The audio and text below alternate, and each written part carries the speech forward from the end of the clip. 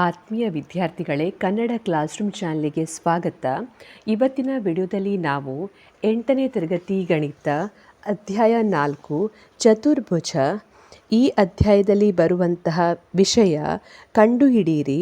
ಪುಟ ಸಂಖ್ಯೆ 107ರಲ್ಲಿ ಇರುವಂತಹ ಪ್ರಶ್ನೆ 2ರ ಸೊಲ್ಯೂಷನನ್ನು ಕಂಡುಹಿಡಿಯೋಣ. ಕರ್ಣಗಳ ಗುಣಲಕ್ಷಣಗಳನ್ನು ಬಳಸಿಕೊಂಡು 7 ಸೆಂಟಿಮೀಟರ್ ಮತ್ತು 5 ಸೆಂಟಿಮೀಟರ್ ಉದ್ದದ ಕರ್ಣಗಳನ್ನು ಹೊಂದಿರುವ ಮತ್ತು 140 ಡಿಗ್ರಿ ಕೋನದಲ್ಲಿ ಛೇದಿಸುವ ಸಮಾಂತರ ಚತುರ್ಭುಜವನ್ನು ರಚಿಸಿ ಅಂತ ಇಲ್ಲಿ ಹೇಳಿದ್ದಾರೆ. ಸೊ ನಾವಿಲ್ಲಿ ಕರ್ಣಗಳ ಗುಣಲಕ್ಷಣಗಳನ್ನು ಉಪಯೋಗಿಸಬೇಕು.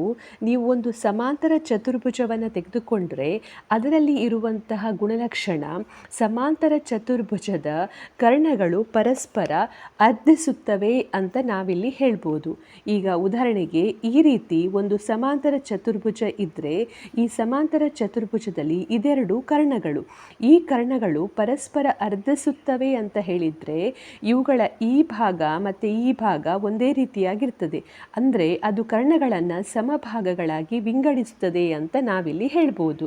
ಸೊ ನಮಗೆ ಇಲ್ಲಿ ಈ ಕ್ವಶನಲ್ಲಿ ಕರ್ಣಗಳ ಅಳತೆಗಳನ್ನು ಕೊಟ್ಟಿದ್ದಾರೆ. ಹಾಗಾಗಿ ನಾವು ಇದನ್ನು ತೆಗೆದುಕೊಂಡು ಇಲ್ಲಿ ಸಮಾಂತರ ಚತುರ್ಭುಜವನ್ನು ರಚಿಸುವ. ಮೊದಲಿಗೆ ನೀವು ಮಾಡಬೇಕಾಗಿರುವಂಥದ್ದು ಏನು ಅಂದರೆ ಇಲ್ಲಿ 7 ಸೆಂಟಿಮೀಟರ್ ಅಳತೆಯುಳ್ಳ ಒಂದು ಗೆರೆಯನ್ನು ರಚಿಸಬೇಕು. ಸೊ ನಾನೀಗ ಮೊದಲಿಗೆ 7 ಸೆಂಟಿಮೀಟರ್ ಅಳತೆ ಇರುವಂತಹ ಒಂದು ಗೆರೆಯನ್ನು ರಚಿಸ್ತಾ ಇದ್ದೇನೆ. ಅದನ್ನು ನಾವು ಕರ್ಣವಾಗಿ ತೆಗೆದುಕೊಳ್ತೇವೆ. ಸೊ 7 ಸೆಂಟಿಮೀಟರನ್ನು ತೆಗೆದುಕೊಳ್ತಾ ಇದ್ದೇನೆ. ಸೊ ಒಂದು ಗೆರೆಯನ್ನು ಎಳೆದಿದ್ದೇನೆ, 7 ಸೆಂಟಿಮೀಟರ್ ಇದೆ. ನಂತರ ನಾವೇನು ಮಾಡಬೇಕು, ಈ 7 ಸೆಂಟಿಮೀಟರಲ್ಲಿ ಅರ್ಧವನ್ನು ಗುರುತಿಸಬೇಕು. ಅರ್ಧ ಅಂತ ಹೇಳಿದರೆ ಎಷ್ಟು? 3.5 ಸೆಂಟಿಮೀಟರನ್ನು ನಾವು ಗುರುತಿಸಬೇಕು. ಯಾಕೆಂದರೆ ಸಮಾಂತರ ಚತುರ್ಭುಜದ ಗುಣಲಕ್ಷಣದ ಪ್ರಕಾರ ಕರ್ಣಗಳು ಅರ್ಧಿಸುತ್ತವೆ ಅಂತ ಇದೆ, ಅಂದರೆ ಸಮಭಾಗಗಳಾಗಿ ವಿಂಗಡಿಸುತ್ತವೆ ಅಂತೇಳಿ. ಅದಕ್ಕೋಸ್ಕರ ನೀವೇನು ಮಾಡಬೇಕು, ಕೈವಾರವನ್ನು ತೆಗೆದುಕೊಂಡು ಅರ್ಧಕ್ಕಿಂತ ಹೆಚ್ಚು ಅಳತೆಯನ್ನು ತೆಗೆದುಕೊಳ್ಬೇಕು. ಅರ್ಧಕ್ಕಿಂತ ಹೆಚ್ಚು ಅಳತೆಯನ್ನು ತೆಗೆದುಕೊಂಡು ಇಲ್ಲಿ ಒಂದು ಕಂಸವನ್ನು ಎಳಿಬೇಕು. ಹಾಗೆ ಈ ಬದಿಯಲ್ಲೂ ಕೂಡ ಒಂದು ಕಂಸವನ್ನು ಎಳಿಬೇಕು, ಒಂದು ಆರ್ಕನ್ನು ಎಳಿಬೇಕು. ಹಾಗೆ ನಂತರ ಈ ಬಿಂದುವಿನಲ್ಲಿ ಕೈವಾರವನ್ನು ಇಟ್ಟು ಪುನಃ ಇನ್ನೊಂದು ಕಂಸವನ್ನು ಎಳಿಬೇಕು ಎರಡೂ ಬದಿಯಲ್ಲೂ ಕೂಡ. ಇಲ್ಲಿ ಕೈವಾರವನ್ನು ಇಡ್ತಾ ಇದ್ದೇನೆ. ಸೊ ಇಲ್ಲಿ ಒಂದು ಆರ್ಕನ್ನು ಎಳಿತಾ ಇದ್ದೇನೆ, ಹಾಗೆ ಇಲ್ಲಿ ಒಂದು ಆರ್ಕನ್ನು ಎಳಿತಾ ಇದ್ದೇನೆ. ಸೊ ಇಲ್ಲಿ ಈ ಆರ್ಕ್ಗಳು ಛೇದಿಸುವಂಥ ಬಿಂದುಗಳು ಏನಿದೆ ಇದನ್ನು ನೀವು ಜೋಡಿಸಬೇಕು. ಈ ರೀತಿಯಲ್ಲಿ ಇವೆರಡನ್ನು ಈ ಬಿಂದು ಮತ್ತು ಈ ಬಿಂದು ಇವೆರಡನ್ನು ನಾವು ಜೋಡಿಸಬೇಕು. ಸೊ ಅದನ್ನು ಜೋಡಿಸ್ತಾ ಇದ್ದೇನೆ. ಸೊ ನೀವು ಇಲ್ಲಿ ಕಾಣ್ಬೋದು ಚಿತ್ರದಲ್ಲಿ ಇದನ್ನು ಜೋಡಿಸ್ತಾ ಇದ್ದೇನೆ. ಆಗ ಇಲ್ಲಿ ಈ ಮಧ್ಯರೇಖೆ ಏನಿದೆ ಇದು ಟಚ್ ಮಾಡುವಂಥದ್ದು ಏನಿದೆ ಇದು ನಮಗೆ ಮಧ್ಯಬಿಂದುವನ್ನು ಕೊಡ್ತದೆ. ಅಂದರೆ ಇದರ ಬಲಬದಿಯಲ್ಲಿ ಇರುವಂಥದ್ದು ಎಷ್ಟು ಅಳತೆಯನ್ನು ಹೊಂದಿರ್ತದೆ? ಇದು 3.5 ಸೆಂಟಿಮೀಟರ್ ಅಳತೆಯನ್ನು ಹೊಂದಿರ್ತದೆ. ಹಾಗೆ ಇದು 3.5 ಸೆಂಟಿಮೀಟರ್ ಅಳತೆಯನ್ನು ಹೊಂದಿರ್ತದೆ. ನಂತರ ನೀವೇನು ಮಾಡಬೇಕು, ನಮಗಿಲ್ಲಿ ಕೋನವನ್ನು ಕೊಟ್ಟಿದ್ದಾರೆ. ಎಷ್ಟು? 140 ಡಿಗ್ರಿ ಅಂತ ಕೊಟ್ಟಿದ್ದಾರೆ. ಸೊ ಕೋನ ಮಾಪಕದ ಸಹಾಯದಿಂದ 140 ಡಿಗ್ರಿ ಕೋನವನ್ನು ಗುರುತಿಸಬೇಕು. ಸೊ 140 ಡಿಗ್ರಿ ಅಂತ ಹೇಳಿದರೆ 110, 120, 130, 140 ಡಿಗ್ರಿ. ಸೊ ಇದು 140 ಡಿಗ್ರಿಯ ಕೋನವಾಗಿದೆ. ಈ 140 ಡಿಗ್ರಿ ಕೋನವನ್ನು ಗುರುತಿಸಿದ ನಂತರ ಇಲ್ಲಿ ಇದರಿಂದ ಒಂದು ಗೆರೆಯನ್ನು ಎಳಿಬೇಕು. ಸೊ ಇದರಿಂದ ಒಂದು ಗೆರೆಯನ್ನು ಎಳಿತಾ ಇದ್ದೇನೆ. ಇದು 140 ಡಿಗ್ರಿ ಕೋನವನ್ನು ಕೊಡ್ತದೆ. ಅಂದರೆ ಈ ಕೋನ, ಇಲ್ಲಿರುವಂಥ ಈ ಕೋನ ಎಷ್ಟಾಗಿದೆ? ಇದು 140 ಡಿಗ್ರಿ ಆಗಿದೆ. ಅದರ ನಂತರ ನೀವೇನು ಮಾಡಬೇಕಂದ್ರೆ ಇಲ್ಲಿ ಈಗ ಇದು ಎಳೆದಿರುವಂತಹ ಈ ಕೋನ ಏನಿದೆ ಇದು ನಮ್ಮ ಇನ್ನೊಂದು ಕರ್ಣವಾಗ್ತದೆ. ಸೊ ಇನ್ನೊಂದು ಕರ್ಣದ ಅಳತೆ ಎಷ್ಟು ಅಂತ ಕೊಟ್ಟಿದ್ದಾರೆ? 5 ಸೆಂಟಿಮೀಟರ್ ಅಂತ ನಮಗೆ ಕ್ವಶನಲ್ಲಿ ಕೊಟ್ಟಿದ್ದಾರೆ. 5 ಸೆಂಟಿಮೀಟರ್ ಅಂದರೆ ಅದರ ಅರ್ಥ ಈ ಬದಿಯಲ್ಲಿ 2.5 ಸೆಂಟಿಮೀಟರ್, ಹಾಗೆ ಈ ಬದಿಯಲ್ಲಿ 2.5 ಸೆಂಟಿಮೀಟರ್ ಬರಬೇಕು. ಅದಕ್ಕೋಸ್ಕರ ನಾವು ಕೈವಾರವನ್ನು ತೆಗೆದುಕೊಂಡು 2.5 ಸೆಂಟಿಮೀಟರ್ ಅಳತೆಯನ್ನು ಅದರಲ್ಲಿ ತೆಗೆದುಕೊಳ್ಬೇಕು. ಅಳತೆಯನ್ನು ತೆಗೆದುಕೊಂಡು ಈ ಬಿಂದುವಿನಲ್ಲಿ ಕೈವಾರವನ್ನು ಇಟ್ಟು ಇಲ್ಲಿ 2.5 ಸೆಂಟಿಮೀಟರ್ಗೆ ಕಟ್ ಮಾಡಬೇಕು. ಹಾಗೆ ಈ ಬದಿಯಲ್ಲಿ ಕೂಡ ಬಿಂದುವಿನಲ್ಲಿ ಕೈವಾರವನ್ನು ಇಟ್ಟು 2.5 ಸೆಂಟಿಮೀಟರಿಗೆ ಇದನ್ನು ಕಟ್ ಮಾಡಬೇಕು. ಅದರ ನಂತರ ಇವುಗಳನ್ನು ಇಲ್ಲಿ ಈಗ ಹೆಸರಿಸುವ. ಇದನ್ನು ಎ ಅಂತ ತೆಗೆದುಕೊಳ್ತಾ ಇದ್ದೇನೆ, ಇದನ್ನು ಬಿ ಅಂತ ತೆಗೆದುಕೊಳ್ತೇನೆ, ಇದು ಸಿ, ಹಾಗೆ ಇದು ಡಿ ಆಗಿದೆ. ನಂತರ ಇದೆಲ್ಲವನ್ನು ನಾವು ಜೋಡಿಸ್ತಾ ಬರಬೇಕು. ಸೊ ಇಲ್ಲಿ ಎ ಮತ್ತು ಡಿಯನ್ನು ಮೊದಲಿಗೆ ಜೋಡಿಸ್ತೇನೆ. ಆಮೇಲೆ ನೀವು ಬಿ ಮತ್ತು ಎಯನ್ನು ಜೋಡಿಸಿ, ಬಿ ಮತ್ತು ಎಯನ್ನು ಜೋಡಿಸ್ತಾ ಇದ್ದೇನೆ.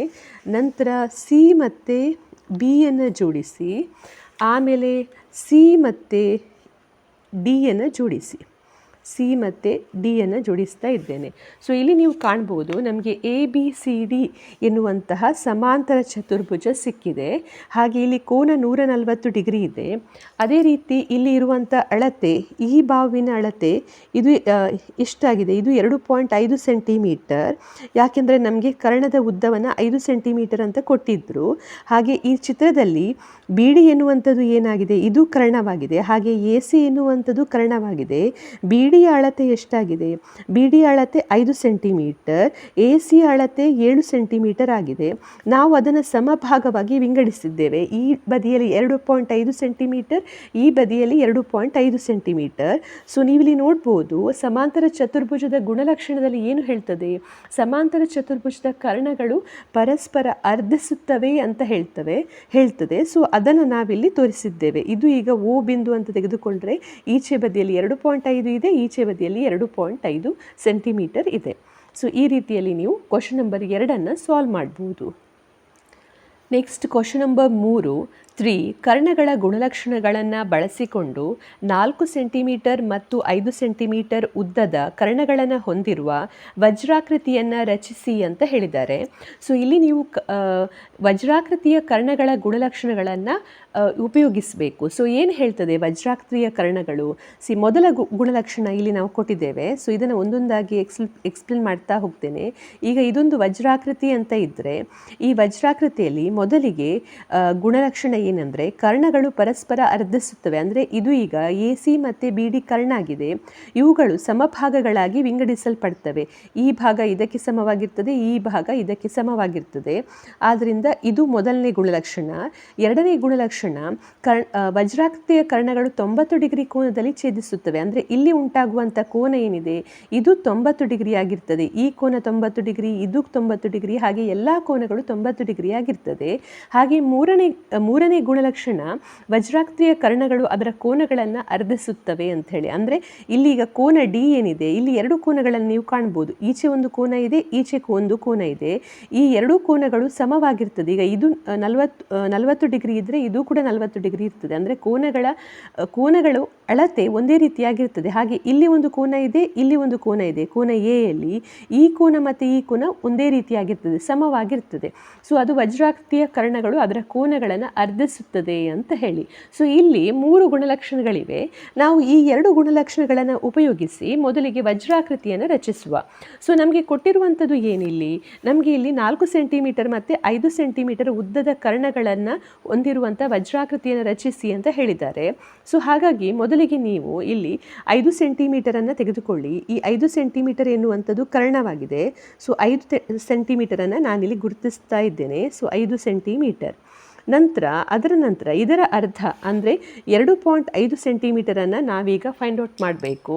ಹೇಗೆ ಫೈಂಡ್ ಔಟ್ ಮಾಡ್ತೀರಾ, ಅದಕ್ಕೆ ನೀವು ಒಂದು ಮಧ್ಯರೇಖೆಯನ್ನು ಎಳೆಯಬೇಕು. ಅಂದರೆ ಅರ್ಧಕ್ಕಿಂತ ಹೆಚ್ಚಿನ ಅಳತೆಯನ್ನು ತೆಗೆದುಕೊಂಡು ಇಲ್ಲಿ ಒಂದು ಕಂಸವನ್ನು ಎಳೆಯಿರಿ. ಹಾಗೆ ಈ ಬಿಂದುವಿನಲ್ಲಿ ಕೈವಾರವನ್ನು ಇಟ್ಟು ಇನ್ನೊಂದು ಕಂಸವನ್ನು ಎಳೆಯಿರಿ. ಅದೇ ರೀತಿ ಇಲ್ಲಿ ಕೂಡ ಈ ಬಿಂದುವಿನಲ್ಲಿ ಕೈವಾರವನ್ನು ಇಟ್ಟು ಒಂದು ಕಂಸವನ್ನು ಎಳೆಯಿರಿ. ನಂತರ ಇನ್ನೊಂದು ಬಿಂದುವಿನಲ್ಲಿ ಕೈವಾರವನ್ನು ಇಟ್ಟು ಇನ್ನೊಂದು ಕಂಸವನ್ನು ಎಳೆಯಿರಿ. ಅವು ಎರಡೂ ಕೂಡ ಒಂದನ್ನೊಂದು ಟಚ್ ಮಾಡುವಾಗೆ ಇರಬೇಕು. ಸೊ ಈ ರೀತಿಯಲ್ಲಿ ಇದು ಟಚ್ ಮಾಡುವಾಗೆ ಇರಬೇಕು.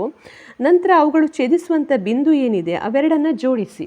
ಸೊ ಇಲ್ಲಿ ನೀವು ಚಿತ್ರದಲ್ಲಿ ಕಾಣ್ಬೋದು, ಇಲ್ಲಿ ಒಂದು ಬಿಂದು ಸಿಕ್ಕಿದೆ, ಹಾಗೆ ಇಲ್ಲಿ ಒಂದು ಬಿಂದು ಸಿಕ್ಕಿದೆ. ಇದೆರಡನ್ನು ಜೋಡಿಸಬೇಕು. ಸೊ ಈ ರೀತಿಯಲ್ಲಿ ಇದನ್ನು ಜೋಡಿಸಬೇಕು. ಸೊ ಇದೊಂದು ಮಧ್ಯರೇಖೆ ಆಗಿದೆ. ಹಾಗೆ ಇದು ಈಗ ನಮಗೆ ಮಧ್ಯ ಬಿಂದುವನ್ನು ಕೊಡ್ತದೆ. ನೀವೀಗ ಬೇಕಾದರೆ ಅಳತೆಯನ್ನು ನೋಡಿ. ಇಲ್ಲಿ ಈಗ ಇದೆಷ್ಟು 2.5 ಸೆಂಟಿಮೀಟರ್ ಇದೆ. ಹಾಗೆ ಈ ಬದಿಯಲ್ಲೂ ಕೂಡ 2.5 ಸೆಂಟಿಮೀಟರ್ ಇದೆ. ಸೊ ಇದು 2.5 ಸೆಂಟಿಮೀಟರ್ ಇದರ ಅಳತೆ. ಹಾಗೆ ಇದರ ಅಳತೆ 2.5 ಸೆಂಟಿಮೀಟರ್ ಆಗಿದೆ. ನಂತರ ನಮಗಿಲ್ಲಿ ಕೋನವನ್ನು ಕೊಟ್ಟಿಲ್ಲ. ಸೊ ನಾವೇನು ಮಾಡಬೇಕು, ವಜ್ರಾಕೃತಿಯ ಗುಣಲಕ್ಷಣದ ಪ್ರಕಾರ ವಜ್ರಾಕೃತಿಯ ಕರ್ಣಗಳು 90 ಡಿಗ್ರಿ ಕೋನದಲ್ಲಿ ಪರಸ್ಪರ ಅರ್ಧಿಸುತ್ತವೆ ಅಂತ ನಮಗೆ ಗೊತ್ತಿದೆ. ಹಾಗಾಗಿ ನಾವು 90 ಡಿಗ್ರಿ ಕೋನವನ್ನು ಇಲ್ಲಿ ಮಾರ್ಕ್ ಮಾಡಬೇಕು. ಸೊ 90 ಡಿಗ್ರಿ ಅಂತ ಹೇಳಿದರೆ ಸೇಮ್ ಮಧ್ಯರೇಖೆ ನಾವು ಏನು ಎಳೆದಿದ್ದೇವೆ ಅದೇ ಜಾಗದಲ್ಲಿ 90 ಡಿಗ್ರಿ ಬರ್ತದೆ. ಅಂದರೆ ಇದೇ ಜಾಗದಲ್ಲಿ 90 ಡಿಗ್ರಿ ಬರ್ತದೆ. ಇಲ್ಲಿ ನಮಗೆ ಇನ್ನೊಂದು ಕರ್ಣ ಸಿಗ್ತದೆ. ಇನ್ನೊಂದು ಕರ್ಣದ ಅಳತೆ ಎಷ್ಟು, 4 ಸೆಂಟಿಮೀಟರ್ ಅಂತ ಕೊಟ್ಟಿದ್ದಾರೆ. 4 ಸೆಂಟಿಮೀಟರ್ ಅಂತ ಹೇಳಿದರೆ ಅದರ ಅರ್ಧ ಅಂತ ಹೇಳಿದರೆ ಎಷ್ಟು? 2 ಸೆಂಟಿಮೀಟರ್.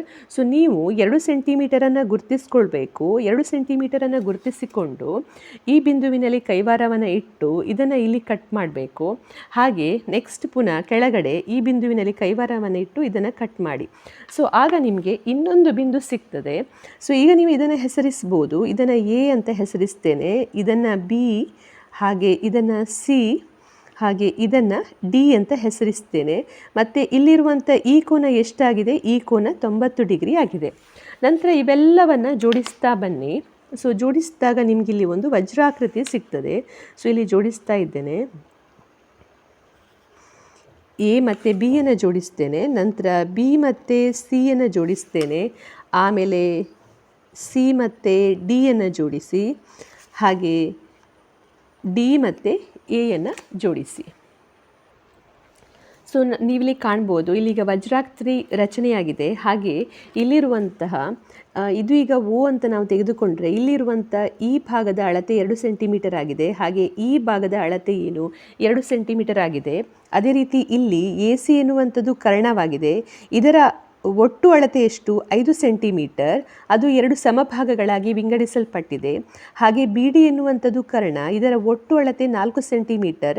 ಅದು ಕೂಡ 2 ಸಮಭಾಗಗಳಾಗಿ ವಿಂಗಡಿಸಲ್ಪಟ್ಟಿದೆ. ಅಂದರೆ ವಜ್ರಾಕೃತಿಯ ಕರ್ಣಗಳು ಪರಸ್ಪರ ಅರ್ಧಿಸುತ್ತವೆ ಅಂತ ನಾವಿಲ್ಲಿ ಹೇಳ್ಬೋದು. ಹಾಗೆ ವಜ್ರಾಕೃತಿಯ ಕರ್ಣಗಳು 90 ಡಿಗ್ರಿ ಕೋನ, ಇದು ಕೋನ ಎಷ್ಟಾಗಿದೆ? 90 ಡಿಗ್ರಿ ಆಗಿದೆ. ಇಲ್ಲಿ ಈ ಕೋನ ನೋಡಿದರೂ ಕೂಡ ಇದು ಕೂಡ 90 ಡಿಗ್ರಿ ಆಗಿರ್ತದೆ, ಇದು ಕೂಡ 90 ಡಿಗ್ರಿ, ಹಾಗೆ ಈ ಕೋನ ಕೂಡ 90 ಡಿಗ್ರಿ ಆಗಿರ್ತದೆ. ಮತ್ತು ವಜ್ರಾಕೃತಿಯ ಕರ್ಣಗಳು ಅದರ ಕೋನಗಳನ್ನು ಅರ್ಧಿಸುತ್ತವೆ ಅಂತ ಇದೆ. ಅಂದರೆ ಇಲ್ಲಿ ನೀವು ನೋಡಿದರೆ ಕೋನ ಎ, ಕೋನ ಡಿ ಮತ್ತು ಕೋನ ಸಿ, ಹಾಗೆ ಕೋನ ಬಿ, ಇದರಲ್ಲಿ ಇಲ್ಲಿಗೆ 2 ಕೋನ ಇದೆ. ಈಗ ಕೋನ ಬಿಯಲ್ಲಿ ಈ ಕೋನ ಇದೆ, ಹಾಗೆ ಈ ಕೋನ ಇದೆ. ಇವೆರಡರ ಅಳತೆ ಒಂದೇ ರೀತಿಯಾಗಿರ್ತದೆ. ಅದೇ ರೀತಿ ಇಲ್ಲಿರುವ ಈ ಕೋನ ಮತ್ತು ಈ ಕೋನದ ಅಳತೆ ಒಂದೇ ರೀತಿಯಾಗಿರ್ತದೆ. ಅಂದರೆ ಅದು ಕೋನವನ್ನು ಕೂಡ ಸಮಭಾಗಗಳಾಗಿ ವಿಂಗಡಿಸ್ತದೆ ಅಂತ ನಾವಿಲ್ಲಿ ಹೇಳ್ಬೋದು.